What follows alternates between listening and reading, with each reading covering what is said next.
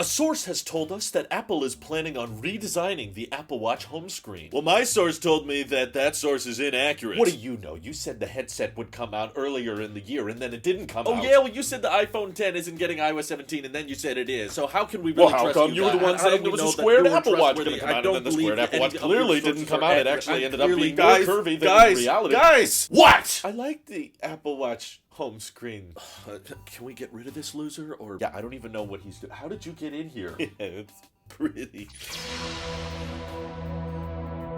You can't really trust most leaks or rumors, but I thought this would be a good opportunity to talk about the Apple Watch home screen layout, which is kind of unique, you know? It's not like the iPhone or the iPad or the Mac, and Apple has basically had the same type of home screen styling since the original Apple Watch when it debuted way back in 2014. And over the years, I've watched a lot of Apple Watch reviews and seen many people say they're not a fan of this implementation, and maybe some of you go in favor of the list view so that you don't have, I don't know what you have against it, like the grid layout as Apple calls it, but in my personal opinion, this is genius, and I don't see it done as well on other smartwatches out there, but clearly it's a fairly difficult scenario because there's lots of apps and lots of functionality Apple wants on the watch, but it's also a very small display. But what I love about it, unlike the iPhone home screen, is that you don't have to have the app labels themselves. You know what the app is just from a graphic, and we don't have all this text all over the display. This smaller screen forces Apple to be more efficient. And in my view, there's really no other more efficient way to get so many quick shortcuts or so many quick app launchers on this one screen all at the same time, and it is surprisingly responsive and intuitive. The digital crown lets you zoom out and see all of the apps available at once, and to get a better view or have more precision on which apps, you can very easily move around and they grow and shrink based on which one is closer to the center. It's very smooth, and I appreciate just the elegance of it. It's very Apple-esque of just making everything feel like a bunch of apps on a ball just kind of rolling around as you need them. But an underrated perk of the home screen that I don't think most people realize is even when an app is way off into the distance and you can barely tell which app it is, you can still specifically tap those tiny apps on the edges, and the Apple Watch is actually surprisingly good at detecting, oh, I know which app he wanted to launch, even if it's way out of the way. And because it's so efficient in keeping all of these app icons close together, you can fit easily like 15 or 16 apps on the screen at once, all of which are just 1 second away from launching from tapping the exact right place on the display. That is not the case with list view, which I guess some people prefer, I don't know, because the app icons are bigger, or the way channel members have described it to me is that it feels more in line with how lists appear on other iOS devices. I'm not saying you're wrong for liking the list view. I'm just confused as to how it's better, especially when, like, okay, you want some things like activity that are at the top of the list, but now I want to go to settings, so I have to scroll all the way down to the S category, opposed to doing it on my watch right here. I press the digital crown once to go to the home screen, and boom, I can launch settings just with one tap. I don't have to scroll through a giant list. So I just still find it weird when a lot of tech YouTubers go, oh, I hate this home screen layout, but simultaneously we complain all the time about how, like, on the iPad, they don't make good use of screen space, which, yeah, I agree with. There's a lot of problems with iPadOS, but there's so much padding and so much excess space on the iPads, but then when you come to the Apple Watch, it's super concise, and they keep all of the apps really, really close together to make it easy for you to have plenty of options to instantly tap and launch into as needed. Now, I guess some people may be against the idea of having that many options, like it's overwhelming to have that many apps on the home screen at the same time, but you can rearrange that home screen. You know, you can delete apps, you go into jiggle mode, as Craig loves to refer to it, and you can turn it into a, like, long stretched out line if you want. It's surprisingly customizable considering it's an Apple product, but honestly what it feels like to me is like the iPadOS team basically doesn't exist. It's just an extension from the iOS team, and the iOS team is so busy on backwards compatibility and supporting new features because the iPhone is Apple's bread and butter, but it doesn't feel like the watchOS team is an extension of iOS. It feels like they have a big team of people that are constantly figuring out, okay, how do we make this better? How do we improve the Apple Watch experience? And they've come up with all kinds of things, whether it be optimized battery charging, low power mode, and they're almost like bored. They're like running out of things to add, like, okay, let's do a blood oxygen level sensor, let's do ECG, gee, now let's do like a hand washing option or a walkie-talkie feature. You know, they're constantly trying to figure out the limits or the edge cases of the Apple Watch hardware, typically coming up with stuff we never even thought of, whereas there's a billion things we've all thought of that the iPadOS team hasn't figured out. But also, if you don't want to be overwhelmed with all those options, that side button really has been a convenient multitasking option. So it kind of pins your most commonly used apps, so you just press the side button instead of the digital crown, and you can see a lot more information on those apps while you're loading them up. Combine that with another feature that probably a lot of you don't know about, which is that if you double click the digital crown, it brings back like your last use app, like it's essentially a back button that's built into the Apple Watch. So I just find it very intuitive, and who knows if the reports are accurate or not about Apple trying to change up the home screen or something. Maybe there's a good way to implement widgets into it, but again, it's kind of a tiny display and we don't even have interactive widgets on iOS. But I'm just getting one of those feelings where it feels like I really liked the home screen layout on iPadOS 14 and then they destroyed it in iPadOS 15. So I'm hoping that by expressing my love and appreciation for the current Apple Watch home screen design, Apple can consider leaving that at least as an option for those who want it. You know, there's a list view for those who prefer that. Maybe there's some other layout that includes folders or widgets or whatever. But please, some of us like having, you know, all 15 or 16 apps available to launch with just a single tap without having to navigate around a home screen or scroll through anything. Honestly, I would love to see the Apple Watch style home screen approach brought to the iPhone. I had some friends back in high school that had jailbreak tweaks that allowed them to do that, and I actually thought it looked kind of cool. You could just find all of your apps on your phone, not by swiping between pages, but just by kind of rolling around this app ball. Maybe that's a bit too radical for you guys, but I want some answers, so let me know if you prefer grid view or list view, or if you're in favor of them fundamentally redesigning the way the Apple Watch works simply because, I don't know, watchOS 10 is gonna be boring otherwise, so they just gotta change things up for the sake of changing things up. And thank you to everybody supporting this channel directly. It seriously helps us out a ton, as does just watching these videos. This is your Apple Sheep here. I'll see you all in the next one.